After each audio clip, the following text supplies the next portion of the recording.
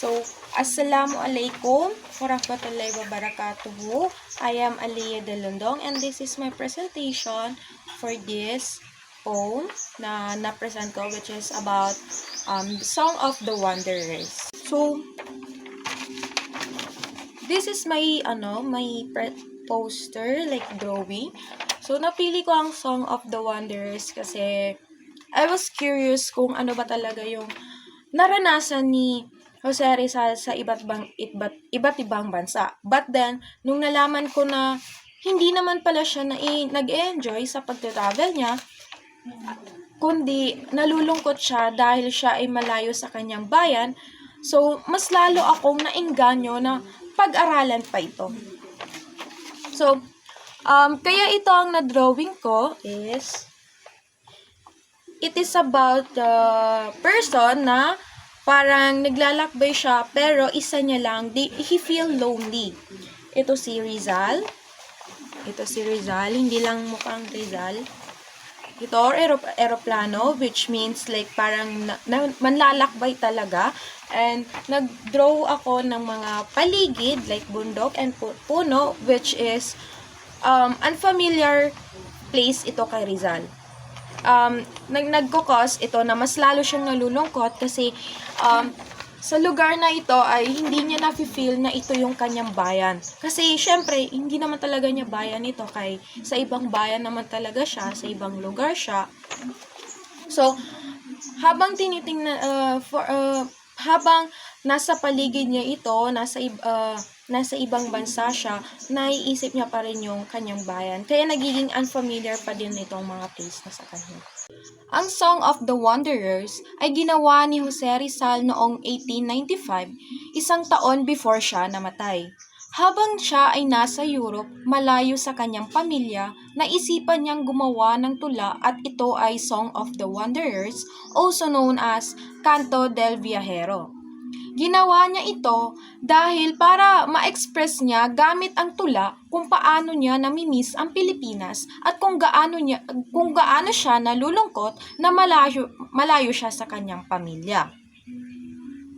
Isa rin itong way ni Rizal na i-express ang pangungulila niya sa kanyang pamilya at sa bayan, pero hindi siya pwedeng umuwi dahil sa kanyang paninindigan laban sa mga Spanish. Ang first paragraph ay nagpapahiwatig na ang dahon ay parang si Rizal. Dahil kagaya ng dahon, hindi rin alam ni Rizal kung saan siya patungo o kung saang direksyon siya tutungo. Ito ay isang malungkot na paglalarawan ng isang buhay na walang kabuluhan at walang pag-asa. The next paragraph, which is the second paragraph, dinedescribe dito kung ano ang nararamdaman ni Jose Rizal noong mga panahong siya'y manlalakbay. Dahil sa kanyang paglalakbay ay nandun yung pangungulila at kagustuhan mahanap ang kanyang kasiyahan in every country na napupuntahan niya.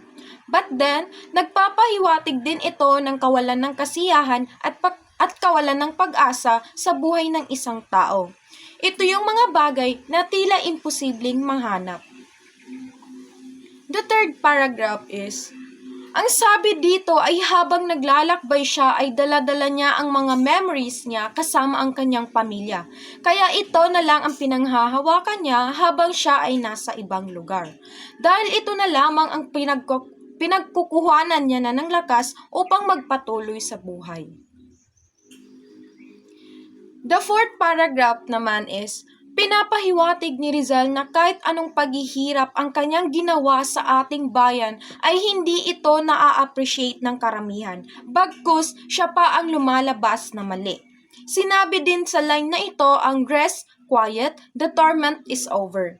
Ibig sabihin nito ay nagpapakita ng pagtatapos ng kanyang pagdurusa. Sinasabi din dito na sa kanyang hukay, siya ay maaaring magkaroon ng kaligtasan at kapayapaan mula sa mga problema at pahirap ng mundo. Ang ikalimang paragraph naman ay ipinapahiwatig dito ang pagiging inggit ng ibang tao sa kanya, maaaring dahil sa kanyang kalayaan at pagiging manglalakbay manlalakbay sa iba't ibang lugar, ang mga inya na ito ay nagpapahayag ng kahalagahan ng pag-ibig at kahulugan sa buhay. Kahit na ang isang tao ay mayroong kalayaan at pagkakataon na maglakbay sa iba't ibang bansa, kung siya ay walang pag-ibig at kahulugan sa kanyang buhay, ang kanyang buhay ay walang kabuluhan. Ito ang paniniwala ni Rizal base sa kanyang tula. Pang-anim na paragraph naman ay, dito ay naglalarawan ng lungkot at kawalan ng pag-asa ang isang tao na matagal nang malayo sa kanyang bayan. Kapag siya ay bumalik, hindi niya maaabutan ang dating buhay na kanyang iniwan. Sa halip, mapapalitan ito ng pagkawasak, malamig na alaala at mga libingan.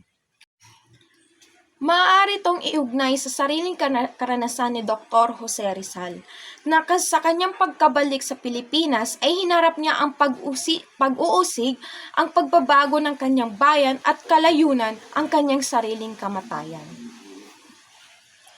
Ang pangpito naman ay nagpapakita ng trahedya ng isang taong nanghihina at nawawalan sa kanyang sarili kahit sa sariling bayan. Ipinapakita din dito na kahit saan ka man magpunta, kung ang iyong puso ay punong-puno ng dalamhati at pakiramdam na hindi ka kabilang, talagang hindi mo mararanasan ang tunay na pagmamahal. Pang-8 paragraph naman ay, tumutukoy naman dito, ang mga linyang ito ay nagpapahayag ng isang mapait na realidad.